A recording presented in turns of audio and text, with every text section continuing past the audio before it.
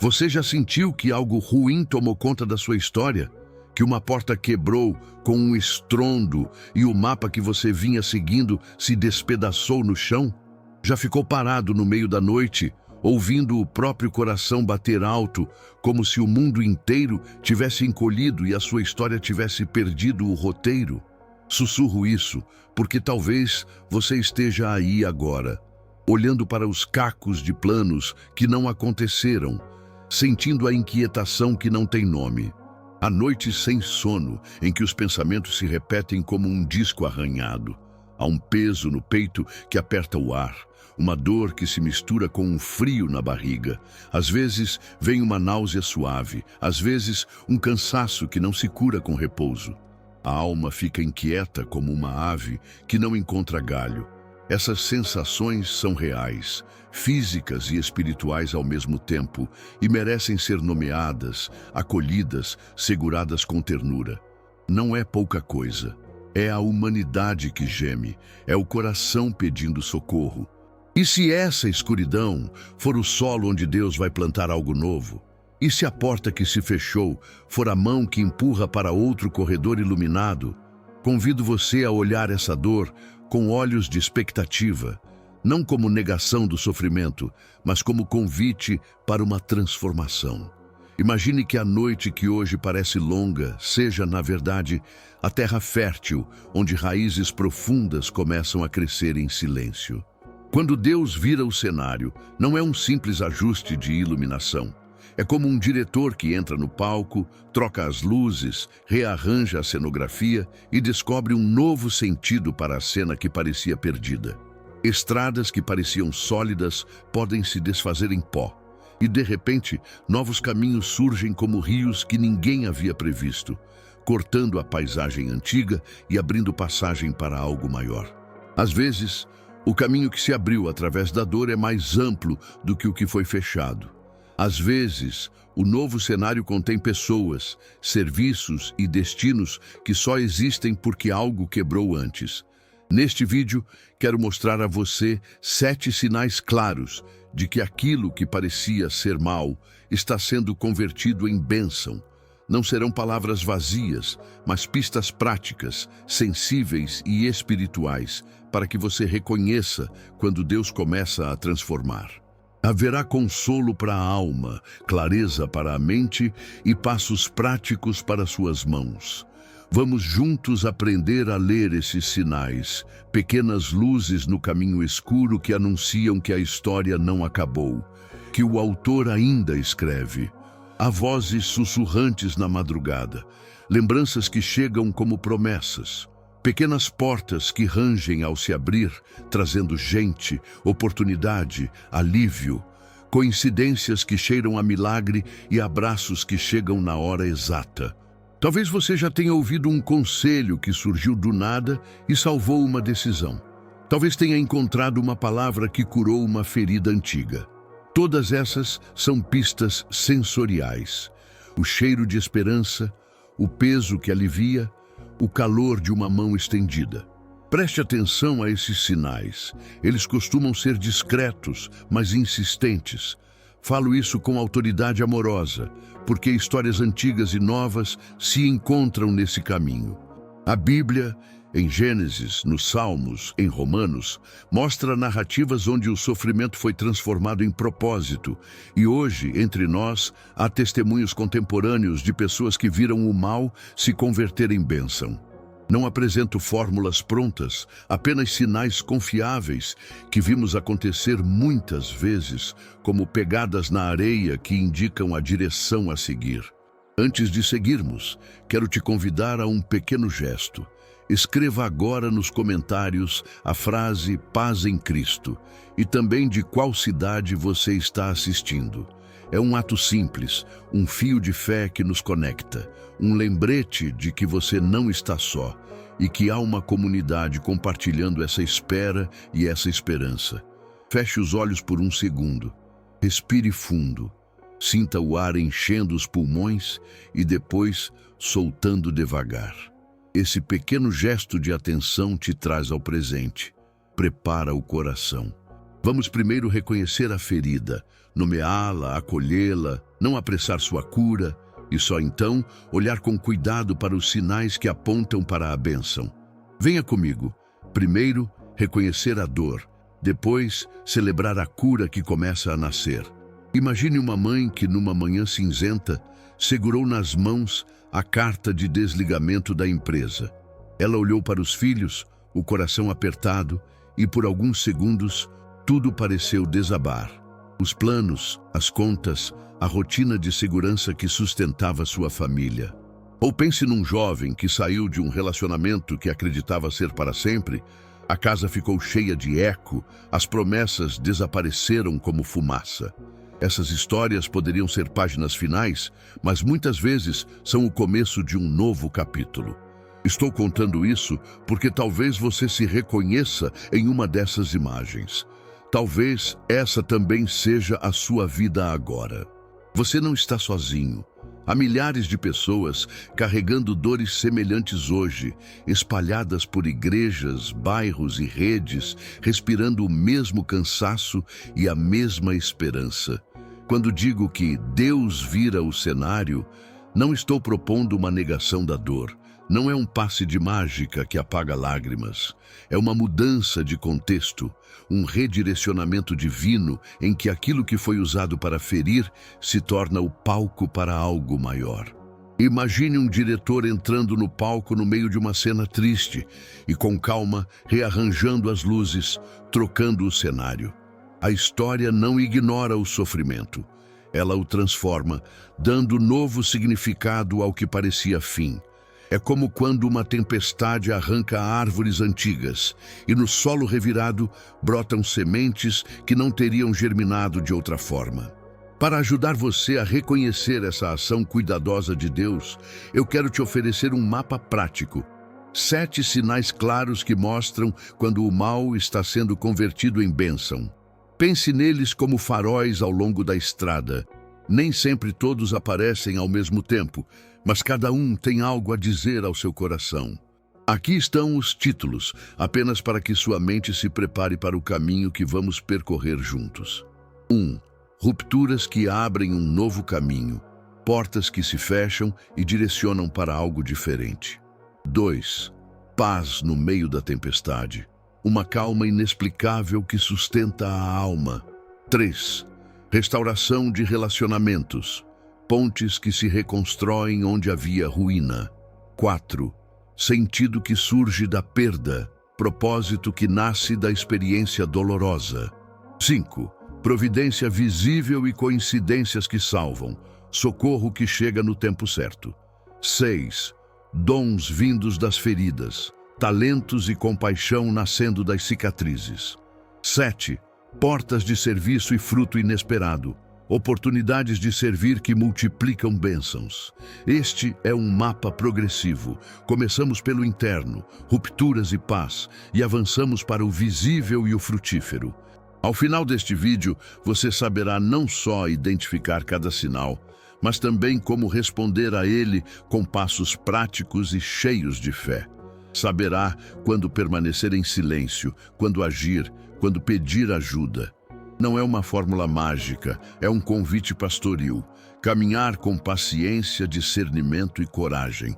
Aqui não há pressa, apenas companhia e orientação para que você possa reconhecer as pistas que o Senhor deixa em meio à noite escura. Agora, se puder, permita-se uma pequena pausa. Respire fundo. Deixe a música de fundo tocar suave, um violão leve ou um piano tranquilo, e sinta o corpo assentando. Essa curta pausa é para alinhar o coração com o propósito, enxergar além da dor e aprender a ler os sinais. Agora que você já tem o mapa no coração, vamos entrar em cada sinal com cuidado e ternura. Fique comigo, passo a passo. Começamos pelo primeiro sinal. Às vezes, a porta que se fecha é a resposta que anuncia a porta que o Senhor está preparando. Vamos começar olhando para os sinais mais sutis, aqueles que acontecem no invisível, no solo da alma. Antes de qualquer manifestação externa, Deus muitas vezes trabalha no silêncio, quebra padrões, muda desejos, acalma o coração. Nesta primeira lição, veremos dois sinais que costumam surgir primeiro: as rupturas que abrem um novo caminho e a paz inexplicável no meio da tempestade. Fique atento ao que acontece por dentro. É aí que o Senhor costuma ensaiar a mudança. O primeiro sinal é das rupturas que abrem um novo caminho. Pode doer profundamente, uma porta que bate forte, um plano que se desfaz, a sensação de perder o controle. Mas quando olhamos pela lente da fé, essas rupturas são como serrações que o carpinteiro faz para encaixe novo. Um corte aparentemente violento que permite que algo maior seja montado. Pense no caso de José em Gênesis. Vendido como escravo, lançado em cárcere, pareceu uma sequência de tragédias. Ainda assim, cada queda foi um degrau até que ele se tornasse instrumento de salvação para muitos. O mal que foi intentado por homens não anulou o propósito de Deus. Ao contrário, serviu como caminho para cumprir um plano maior. Como nos lembra Romanos 8:28, todas as coisas cooperam para o bem daqueles que amam a Deus, não como um consolo vazio, mas como uma promessa que ilumina o sentido possível das rupturas. No cotidiano, vemos isso em histórias simples e poderosas.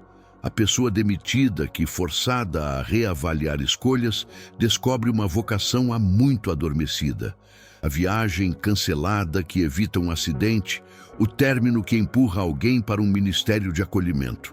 Não estou dizendo que a dor é boa em si mesma, nem minimizando a perda. Estou dizendo que Deus pode redirecionar o que foi usado para ferir e abrir uma estrada nova e inesperada. A interpretação espiritual, então, é mudar a pergunta de por que comigo, para onde isto me está sendo levado. Busque a serenidade de perguntar com humildade, não com pressa. Na prática, como você responde a uma ruptura para que ela se torne um portal, em vez de um precipício? Primeiro, evite reagir por impulso. Respire. Espere 24 horas antes de decisões radicais. Segundo, pergunte-se com honestidade: o que esta perda me impede de continuar fazendo? O que agora se abre, mesmo que eu ainda não veja? Terceiro, ofereça essa situação a Deus em oração de entrega. Um modelo simples: Senhor, entrego o meu plano, mostra-me aonde quer que eu vá. Quarto, registre. Escreva pelo menos 3 possibilidades que a ruptura pode estar abrindo. Não descarte nenhuma por estranheza. Quinto, procure conselhos de alguém sábio, um amigo maduro, mentor, líder espiritual. Finalmente, repita uma frase que vai ancorar seu coração. Não ignore a porta que se fechou. Ela pode sinalizar a porta que Deus prepara. Murmure-a quando a ansiedade vier. Deixe-a operar como um lembrete gentil. Feito esse caminho, muitas vezes aparece o segundo sinal: paz no meio da tempestade. Esta paz não é a ausência de problemas, é a presença de Deus que acalma o interior apesar das circunstâncias. Pense em Paulo e Silas em Atos 16. Mesmo presos, com correntes e incerteza, eles cantavam e oravam. Houve um movimento de liberdade que começou exatamente ali. A paz que excede todo entendimento não remove o perigo imediatamente, mas dá alicerce para a fé agir com coragem. No mundo atual, há inúmeros testemunhos de pessoas que, no momento mais escuro, relataram uma calma sobrenatural. Uma mãe que soube exatamente o que dizer enquanto aguardava notícias. Um socorrista que agiu com clareza incomum em meio ao caos. Fisicamente, essa paz costuma vir acompanhada de sinais: sono mais profundo em meio à fadiga, decisões menos reativas, menor frequência cardíaca quando se pensa na situação, pensamentos menos catastróficos. Psicologicamente, a mente encontra espaço para discernir, em vez de ser tragada por pânico. Como reconhecer e cultivar essa paz? Primeiro, aprenda a identificar os sinais corporais. Se você consegue respirar com regularidade e sentir um descanso mesmo no peito, isso pode ser fruto da presença de Deus. Segundo, pratique exercícios que abrem espaço para a paz. Respiração consciente por 3 minutos. Leitura de passagens que acalmam. Salmos, as cartas de Paulo. E cantar ou orar em voz baixa. Terceiro, busque comunidade. A paz muitas vezes se confirma quando irmãos oram com você e testemunham a mesma presença. Quarto, confie nas pequenas respostas. Um pensamento reconfortante que não é seu.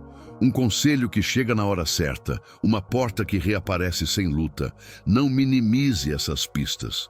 Uma palavra de encorajamento. Se você sentir essa paz, não minimize. É um farol. Não se apresse em descartá-la por medo de autopossessão. Diga a si mesmo, confio, não ignoro.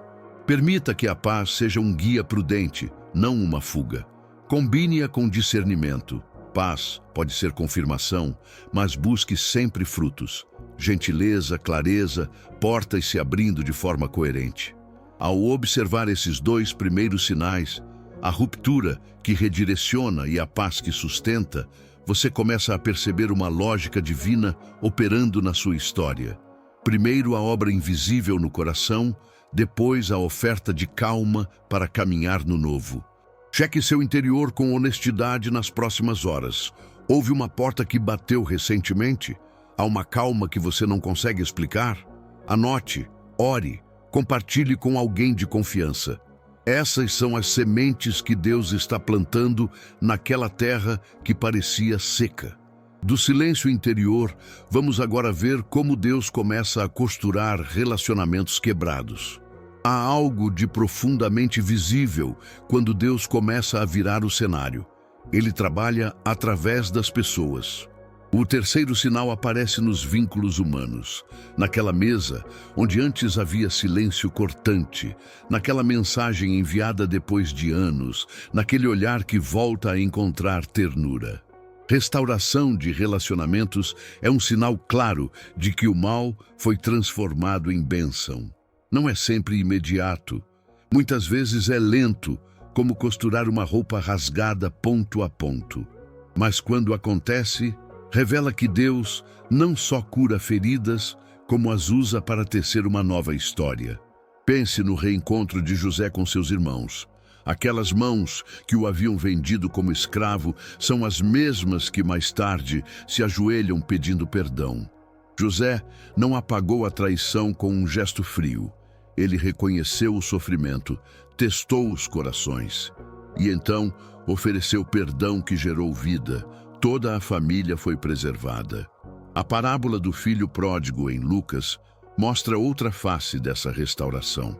O pai que corre para abraçar, que troca vergonha por festa, que devolve identidade.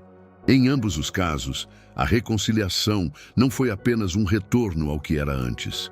Foi uma reconstrução que trouxe novo propósito, nova missão, nova aliança. Na vida cotidiana, vemos isso de formas pequenas e grandes. Um casal que, depois de uma crise, reaprende a dialogar até descobrir um projeto comum. Irmãos que, após cuidar juntos de uma mãe doente, reconstroem respeito e amizade. Ex-parceiros que se tornam parceiros em um negócio ou ministério, transformando dor em serviço. Lembro de uma história simples. 2 irmãs que não se falavam há uma década e que, ao se encontrarem para limpar a casa familiar após um enterro, começaram a lembrar dos bons momentos. O trabalho conjunto abriu espaço para pedidos de desculpas, lágrimas e depois risos. O que parecia um fim tornou-se começo. Espiritualmente, isso aponta para algo maior. O mal tentou destruir laços e semeou divisão, mas Deus redime para uma missão maior. Restauração não é mera acomodação, é reconciliação que produz fruto. Quando curamos relações, abrimos caminhos para servir juntos, testemunhar a graça e multiplicar bênçãos. O perdão vivido com responsabilidade reintroduz comunhão onde antes havia ruína. Mas como você pode discernir se uma tentativa de reconciliação é verdadeiramente segura e frutífera? Como fomentar esse processo com sabedoria? Aqui estão passos práticos e criteriosos que podem orientar seu caminhar. 1. Comece com humildade e intenção clara. Antes de ligar ou escrever, passe um tempo em oração e reflexão. Pergunte: qual é meu objetivo? Reconstruir intimidade, acertar contas, buscar paz interior? Escreva um rascunho do que deseja dizer. Não entregue imediatamente. Deixe maturar. 2. Procure um encontro mediado. Peça apoio de uma terceira pessoa madura. Um conselheiro, um pastor, um terapeuta, que possa facilitar o diálogo e manter limites saudáveis. Presença neutra reduz riscos e ajuda a avaliar sinceridade. 3. Abra o diálogo com linguagem não acusatória. Use eu em vez de você. Eu me senti ferido quando, em vez de você, me machucou. Isso diminui defesas e permite ouvir. Combine um tempo curto de conversa para começar, com possibilidade de continuá-la. 4. Observe sinais de arrependimento genuíno. Mudança de comportamento consistente, pedidos de reparação, não apenas palavras, reconhecimento do dano sem justificativas, disposição para ouvir e ser corrigido. Frutos levam tempo. Um pedido isolado pode ser sincero, mas uma vida transformada demonstra profundidade. 5. Estabeleça acordos claros e limites. Perdão não significa ausência de consequências. Se houve abuso, violência ou manipulação, é prudente estabelecer limites firmes, distância, termos de convivência ou mesmo processos legais quando necessário. Segurança vem antes de reconciliação. 6. Pratique pequenos depósitos de confiança. Reconstruir confiança é como encher um cofre. Começa com pequenas ações repetidas. Pontualidade, transparência, cumprimento de compromissos, que ao longo do tempo somam-se à credibilidade. 7. Busque acompanhamento terapêutico ou pastoral. Feridas profundas pedem cura profissional. Terapia individual ou familiar oferece ferramentas para comunicar, regular emoções e reestruturar padrões prejudiciais. 8. Cultive rituais de cura. Um pedido de perdão escrito, uma oração conjunta, um momento de silêncio, um gesto simbólico de reparação podem tornar o processo real e sagrado. Não subestime a força dos símbolos para a alma. Ao mesmo tempo, devo falar com franqueza pastoral. Não confunda restauração com tolerância ao abuso. Quando há violência física, abuso sexual, manipulação ou perigo iminente, a prioridade é sua segurança e a de seus dependentes. Buscar reconciliação nessas condições, sem transformações concretas, pode ser perigoso. Busque ajuda das autoridades, de serviços de proteção e de profissionais especializados. Restauração saudável exige arrependimento autêntico e mudanças verificáveis. Existem sinais que apontam para um caminho seguro. A outra pessoa busca ajuda, reconhece o mal causado sem justificar, toma medidas práticas de reparo, demonstra consistência no tempo e abre mão de padrões antigos. Esses frutos revelam que a restauração pode produzir bênção e que aquilo que um dia foi usado para ferir agora é instrumento para cura e serviço. Não ignore um coração disposto a reconciliar. Se você sentir esse movimento, responda com coragem, mas com prudência. Confie, mas caminhe com sabedoria. Permita que o sopro de Deus aqueça o encontro, mas confirme os passos com critérios humanos, conselhos, limites e acompanhamento, porque Deus usa meios para proteger e edificar. Há beleza quando pontes são refeitas. Crepúsculos que antes eram sombras tornam-se cenários de reconciliação. Mesas vazias se enchem de pão partilhado. Quando Deus reconstrói pontes, Ele também nos dá sentido. Vejamos como isso acontece. Há um momento, muitas vezes silencioso, às 3 da manhã, em que a perda parece um deserto sem fim. As perguntas ecoam: por que eu? Para que serviu tudo isso? No entanto, um quarto sinal importante de que Deus está virando o cenário é justamente o surgimento de sentido no lugar da perda. Aquilo que parecia apenas ruína começa, com o tempo e com graça, a revelar um chamado novo e um propósito maior. Quando falamos de sentido que nasce da perda, não estamos romantizando a dor, nem dizendo que o sofrimento é desejável. A dor é real, legítima e frequentemente injusta. Mas existe uma teologia humilde que reconhece: Deus não desperdiça a experiência. A experiência que quebra pode também formar. Aquilo que nos machuca pode, mais tarde, nos ensinar a consolar e a servir de maneiras que jamais imaginaríamos. Na Escritura encontramos ecos disso sem simplificações fáceis. Pense em Paulo. Seu encontro com Cristo transformou um perseguidor em apóstolo, e suas inúmeras dificuldades, prisões, naufrágios, rejeições, não foram em vão. Paulo fez desses sofrimentos matérias-primas para escrever cartas que consolam e orientam gerações. A própria vida de Paulo mostra que o chamado pode despontar através das feridas quando alguém aprende a falar não apenas de doutrina, mas de cuidado, urgência e fidelidade vivida no doloroso. Com cuidado teológico, podemos também olhar para Jó. Sua história não reduz o sofrimento a castigo, mas aponta para uma profundidade de relacionamento com Deus que brota no meio da crise, uma compreensão renovada que depois se torna testemunho. Não é que o sofrimento seja bom, é que do ponto de vista de redenção, algo novo pode nascer dele. No plano humano, conheço histórias simples e poderosas. A mulher que, após vencer uma doença grave, descobriu que a atenção e a compaixão que recebeu eram dons que podia compartilhar como voluntária numa enfermaria. O homem que perdeu o emprego e, entre angústia e silêncio, descobriu uma paixão por ensinar outros a montar pequenos negócios. Hoje coordena um projeto social que ajuda seu bairro. Esses micro-testemunhos mostram o padrão. A experiência que feriu passa a gerar empatia, habilidade e um impulso prático para servir aos que passam pelo mesmo. Como reconhecer esse sentido em você? Como se abrir para ele sem apressar o processo?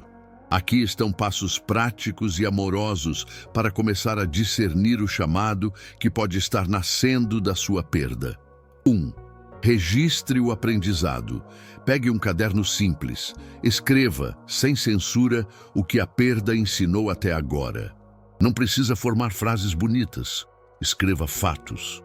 O que doeu, o que você descobriu sobre si, que habilidade foi forçada a nascer. Depois pergunte: que aspecto desta experiência me faz querer ajudar outra pessoa? Faça isto 3 vezes por semana durante um mês e observe padrões. 2. Nomeie a compaixão. Quem hoje você sente que compreende melhor por causa do que viveu? Liste pelo menos 3 tipos de pessoas com quem você agora tem mais sensibilidade. Esse é o campo onde seu sentido pode florescer. 3. Busque um mentor ou interlocutor. Convide alguém de confiança, um líder espiritual, um terapeuta, um amigo maduro, e conte sua história buscando perspectiva, não soluções imediatas. Pergunte: onde você vê frutos potenciais nesta experiência? Às vezes, o espelho do outro revela um chamado que a nossa dor ainda não nos permite enxergar. 4. Teste em pequena escala. Não é preciso largar tudo para seguir um suposto chamado. Faça pequenos experimentos, uma tarde de voluntariado, uma oficina que ensine o que você aprendeu, um encontro semanal com pessoas que compartilham dor semelhante. Observe se essas ações acendem algo dentro de você. Paz, energia, sentido. 5. Reescreva o enredo com cautela. Em vez de deixar a perda dominar sua identidade, comece a narrar sua história com ênfases diferentes. Eu fui ferido, e por isso posso agora. Evite frases que apaguem a realidade da dor. Use-as para inserir propósito sem minimizar o luto. 6. Ore pedindo clareza e coragem. Um exercício simples. Cada manhã, 5 minutos pedindo a Deus por uma palavra que descreva o dia. À noite, escreva se houve um momento em que você sentiu sentido ao agir. Ao longo do tempo, essas palavras vão formar um mapa. Uma imagem ajuda a ouvir o coração. Imagine um ferreiro, um artesão que recebe um pedaço de metal retorcido. À primeira vista, o metal é sobra, deformado. Mas, com calor, paciência e marteladas certas, o ferreiro transforma aquilo em lâmina, em ferramenta útil. A transformação é artesanal, exige fogo, tempo, golpes precisos, descanso entre os martelamentos. Do mesmo modo, Deus e a vida podem ser ferreiro e fogo, não para castigar, mas para moldar. A ferida é o metal retorcido.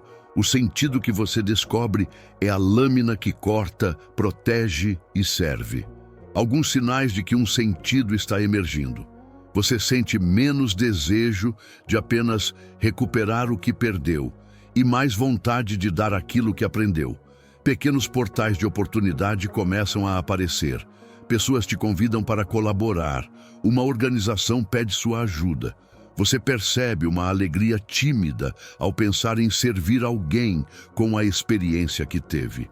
Esses sinais não são garantias automáticas, são indicadores que merecem ser acompanhados com sabedoria. Reafirmo com ternura, não minimize sua dor durante esse processo. Cura e propósito podem caminhar lado a lado, mas não ao custo de atropelar o luto. Faça pausas, busque apoio profissional quando necessário e resista à pressa. Ao mesmo tempo, não ignore o aprendizado escondido na dor. Peça a Deus para revelar o sentido. Diga em voz baixa: Senhor, mostra-me para que usarei o que passei. Deixe essa pergunta abrir portas, não fechar feridas abruptamente. Quando o sentido começa a se revelar, algo muda no olhar. A perda deixa de ser um túmulo estéril e torna-se um lugar de plantio. E é desse solo onde crescem muitas vezes as primeiras providências visíveis.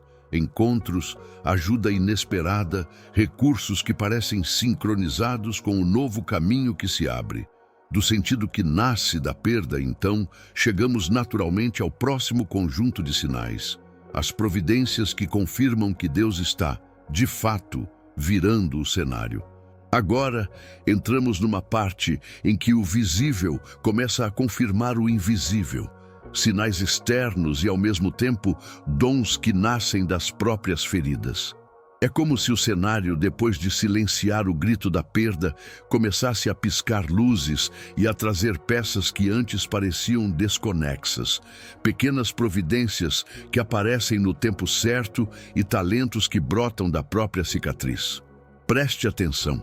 Estes sinais costumam chegar de forma simples e, ao mesmo tempo, profundamente milagrosa. O quinto sinal que reconhecemos é a providência visível. Aquelas coincidências que salvam, as portas que se abrem exatamente quando precisamos. Na Bíblia vemos isso de formas muito práticas. O maná que sustentou o povo no deserto, o milagre diário que dizia: "Eu sustento você hoje", ou Elias e a viúva de Sarepta, onde a provisão inesperada veio através de um gesto humano movido por fé. 1 Reis. Essas narrativas não são apenas episódios antigos, são o padrão de um Deus que cuida nas minúcias da vida. No nosso dia a dia, a providência pode aparecer como uma mensagem no momento exato, uma oferta de trabalho que cai do céu quando as contas apertam, ou um anjo disfarçado de amigo que paga uma dívida ou indica um caminho. Lembro-me de uma irmã na fé que me contou. Ela estava numa manhã sem esperança, olhando contas, quando tocou a campainha. Uma vizinha, sem que soubessem, segurou uma cesta de mantimentos e uma oferta de dinheiro. Não foi sorte vazia. Foi um entrelaçar de corações que trouxe sustento. Outro irmão recebeu, num hospital, a visita de um médico que havia ouvido de um amigo sobre seu caso. E essa chegada resolveu uma questão que parecia sem solução. São coisas que não conseguimos planejar, e daí vem a sensação de que alguém maior está escrevendo por trás do parêntese do nosso desespero. Como distinguir uma coincidência de verdadeira providência sem cair em superstição? Há critérios simples que nos ajudam a discernir com sabedoria e paz, coerência com a fé e a verdade bíblica. A ajuda conduz a caminhos que alinham com amor, justiça e vida. Paz interior que acompanha a ocorrência. Não é agitação ou pressa que empurra, mas um descanso no coração. Fruto visível ao longo do tempo, a providência gera vida, resolve, não apenas entretém. Conselhos sábios, se pessoas piedosas e sensatas confirmam, é sinal de maturidade no discernimento. Humildade no uso, providência genuína não leva ao orgulho, mas à gratidão e serviço. Quando você reconhecer essa providência, a resposta prática é simples e poderosa. Agradeça, registre, compartilhe. Agradeça em oração e com palavras. Registre escrevendo o que aconteceu, a hora, as circunstâncias. Isso fortalece sua fé e cria memória comunitária. Compartilhe testemunhos. O que edifica uma vida pode sustentar outra. E use a ajuda recebida para louvar e para servir. Se recebeu sustento, invista em cuidar da sua casa. Se recebeu uma porta de trabalho, use os recursos para abençoar alguém. Assim, transformamos o milagre em semente. Além do que vem de fora, porém, Deus age dentro de nós de modo surpreendente. O sexto sinal é o nascimento de dons vindos das feridas. Há uma escola de graça que as dores instalam em nós. A dor ensina, amansa, abre os olhos. Paulo, em suas cartas, fala de como suas aflições se tornaram plataforma para consolar outros, 2 Coríntios. Pedro, depois de sua queda, aprendeu humildade que o tornou capaz de liderar com ternura. Essas não são histórias de romantização do sofrimento. São testemunhos de que, quando curadas pela graça, as marcas podem virar ministério. Na vida comum, vemos isso com frequência. Uma mulher que sofreu perda perinatal encontra vocação para consolar mães em luto. Um homem que enfrentou dependência descobre dom para aconselhar quem passa pela mesma estrada. Uma adolescente que foi silenciada torna-se cantora, cuja voz cura corações. Conheço um jovem que, após um acidente que o deixou dias no leito, começou a compor músicas sobre fragilidade e esperança. Suas canções hoje ministram em hospitais. A ferida foi transformada em instrumento de cura. Como reconhecer se uma ferida pode conter um dom? Comece com perguntas práticas. Que experiência me faz falar com autoridade e compaixão? Em que situações eu sinto uma chama interna para ajudar, mesmo que me dê medo? Que atividades me trazem sentido, mesmo quando são desgastantes? Quais pessoas costumam me procurar para desabafar e buscar conselho? A partir dessas respostas, experimente passos pequenos e concretos. Ofereça 1 hora por semana para voluntariado em alguém que passe por algo parecido. Participe de um grupo de apoio e, aos poucos, compartilhe o que aprendeu. Faça um curso curto na área que sente chamado. Aconselhamento, pastoral, música, cuidado terapêutico. Teste o dom em pequena escala e peça a opinião de mentores espirituais. Observe os frutos. Mais vida, reconciliação, coragem em quem você toca. E um lembrete pastoral. Não confunda o dom com terapia inacabada. É preciso cuidar da própria cura, buscar acompanhamento pastoral e profissional quando necessário, antes de assumir ministério. Um vaso rachado que é usado sem conserto costuma vazar energia. Um vaso restaurado, no entanto, transborda beleza. Por fim, uma palavra de encorajamento. Não ignore seu ferimento. Muitas vezes a nossa maior oferta vem exatamente do lugar onde fomos mais feridos. A cicatriz pode ter uma voz. Essa voz pode consolar, ensinar, transformar. Quando a providência visível encontra os dons nascidos da dor, temos nas mãos um cenário renovado. Portas se abrem não apenas para nós, mas para que possamos abrir janelas para outros. Respire, agradeça e comece pequeno. Deus usa o que você já tem, inclusive suas marcas, para escrever novas histórias de graça. Chegamos ao sétimo e último sinal, aquele que muitas vezes aparece como coroamento de tudo o que Deus foi fazendo nas sombras. Portas de serviço que se abrem e frutos inesperados que multiplicam a bênção. Este sinal não é apenas um momento de colheita para você. É o início de um novo ciclo em que a sua história, curada e transformada, passa a abençoar a história de outros. Pense numa videira que, depois de anos de poda e silêncio, explode em cachos que alimentam uma visão maior do que a sua própria mesa. É disso que falamos aqui. Quando falamos de portas de serviço, falamos de oportunidades concretas de colocar as mãos à obra, de transformar recursos, tempo, conhecimento e dor em algo que serve. Nem sempre é um título grandioso ou um cargo. Às vezes, é um espaço pequeno, uma sala comunitária que vira ponto de apoio, uma cozinha que passa a alimentar quem tem fome, um negócio que redireciona lucro para projetos sociais. Outras vezes, é um chamado maior, uma iniciativa que nasce da experiência pessoal de perda e se torna um programa de cura para muitos.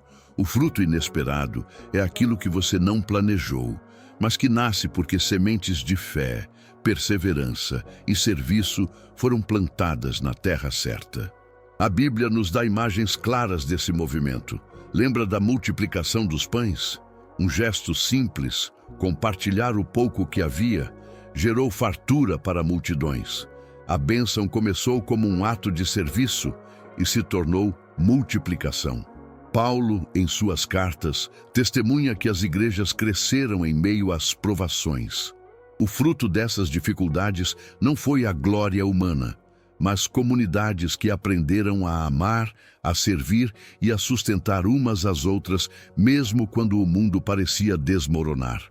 A narrativa sagrada nos ensina que fruto e serviço caminham juntos. Quando somos fiéis no pouco, Deus amplia o uso do nosso muito. No cotidiano, vemos pessoas que, convertendo a dor em obra, produzem resultados que tomam proporções inesperadas. Conheço uma história, talvez você conheça também, de alguém que perdeu tudo num incêndio e, ao reconstruir, transformou seu pequeno restaurante em uma cozinha que alimenta famílias vulneráveis. O que começou como recuperação pessoal virou ponto de apoio e emprego para outras pessoas da comunidade. Outro exemplo, um grupo de jovens que, após enfrentar violência em seu bairro, criou um programa de esporte e arte que hoje mantém dezenas longe do crime. Esses frutos nascem quando a ferida se torna opção por servir e quando a bênção recebida é destinada a multiplicar vida. Como reconhecer que uma porta de serviço que se abre é de fato fruto da conversão de mal em bênção e não apenas um fruto passageiro da ambição humana? Aqui estão sinais que costumam confirmar a origem divina desse fruto. Há uma paz contínua que não se mistura com ostentação. As oportunidades de servir vêm acompanhadas de responsabilidades claras e vontade de abençoar outros. As pessoas ao redor são edificadas e não subjugadas. As iniciativas geram testemunhos que multiplicam, pessoas contando que foram alcançadas e transformadas. E, sobretudo, há fruto sustentável, que cresce gradualmente, fruto que alimenta missão e comunidade, não apenas ego.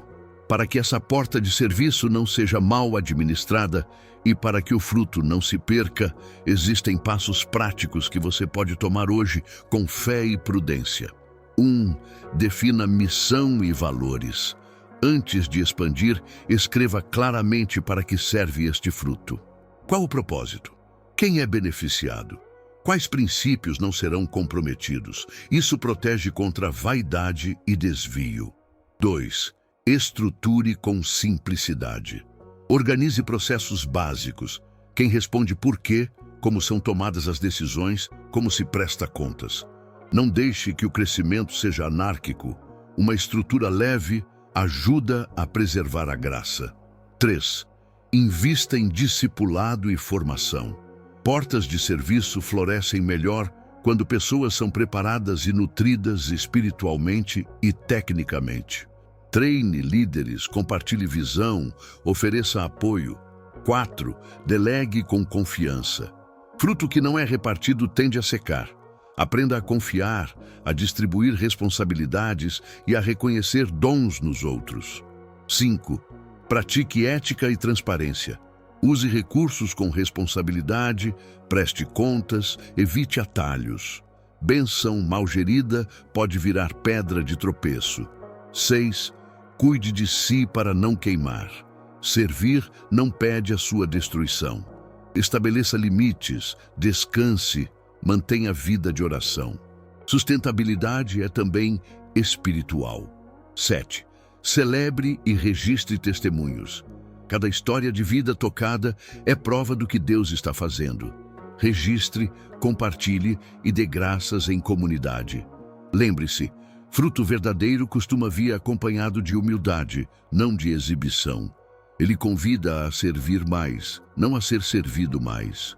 Quando a bênção é de Deus, ela cria portas para que outros entrem, não para erguer um pedestal em torno de quem a recebeu. A medida do fruto é quanto ele produz vida além de você. Empregos criados, pessoas alimentadas, corações restaurados, gerações tocadas. E se vier a dúvida, se surgir a tentação de pensar que todo crescimento é sinal de aprovação, volte aos sinais.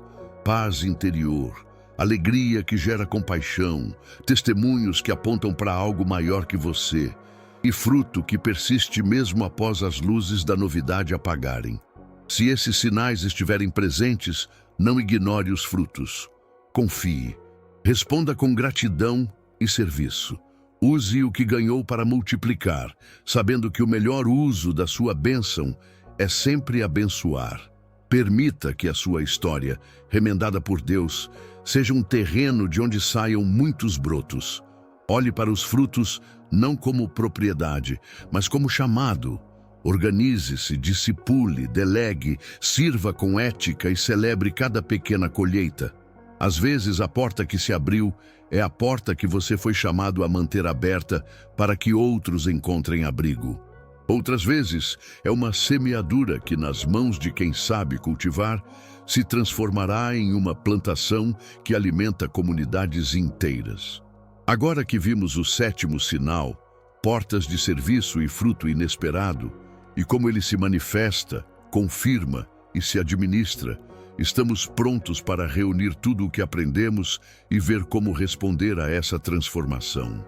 Vamos, antes de irmos, recapitular com carinho cada sinal que vimos, como quem passa a mão sobre uma colcha costurada no tempo, sentindo o relevo de cada ponto, o calor dos fios que Deus usou para transformar dor em propósito. Percorra comigo esses sinais como quem relembra cheiros e texturas antigas, porque cada detalhe conta. 1. Rupturas que abrem um novo caminho. Frase-chave. A porta que se fechou prepara a porta que ele abre. Às vezes, a ruptura é o espaço necessário para uma porta escondida se revelar. 2. Paz no meio da tempestade. Frase-chave. Há um repouso que não depende do vento. Mesmo com trovões, há um centro calmo que não balança. 3. Restauração de relacionamentos. Frase-chave.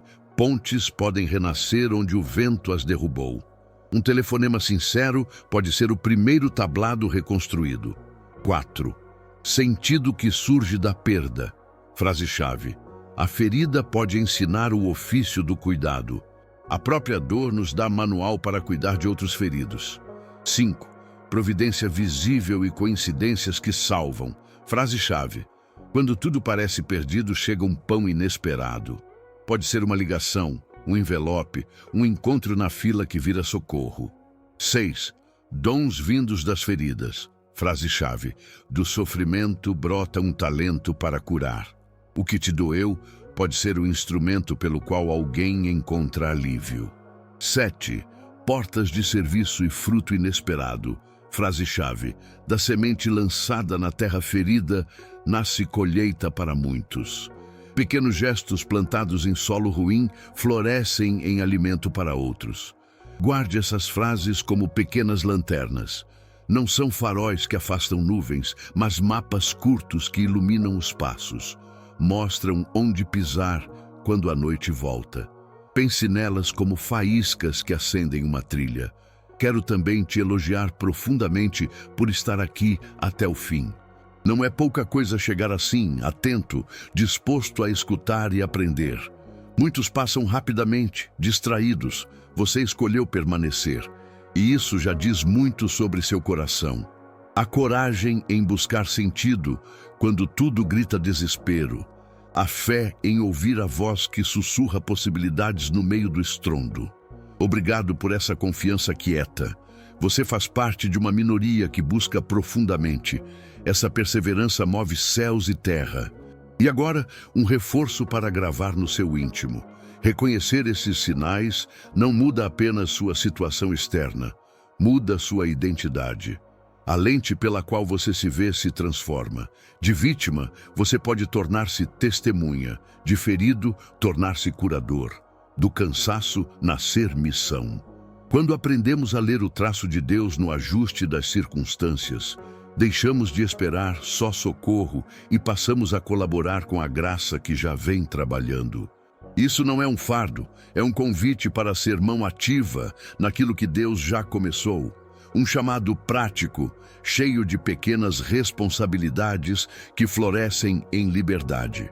Se quiser dar um passo prático agora, escreva nos comentários esta declaração de compromisso: eu seguirei pela estrada que Deus escolher. Faça isso por você e por quem estiver precisando desta luz hoje. É um gesto simples, um pequeno pacto público que ajuda seu coração a alinhar-se com a decisão interior. Ao escrever, sinta que está selando uma intenção, não perfeita, não infalível, mas verdadeira. E se puder, diga também de qual cidade você está assistindo. Assim, nossa comunidade se reconhece e se encoraja. Antes de ir, ofereço 7 ações concretas, fáceis de fazer nos próximos 7 dias. Cada uma é um passo para treinar os olhos a ver os sinais. Dia 1. Anote. Escreva em um papel a maior perda recente. Ao lado, escreva uma coisa que você aprendeu com ela. Não julgue o sentimento, só registre o fato e a lição. Dia 2. Ore 5 minutos intencionais. Peça discernimento para ver onde uma porta pode estar abrindo, mesmo que pequena.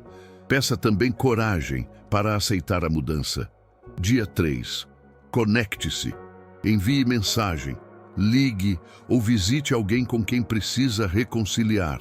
Não para resolver tudo, mas para abrir diálogo com humildade. Um simples "posso conversar?" já é passo. Dia 4. Testemunhe. Escreva um parágrafo curto sobre uma coincidência que te salvou ou te abençoou. Guarde no celular. Poderá ser semente de agradecimento público depois. Dia 5. Descubra um dom.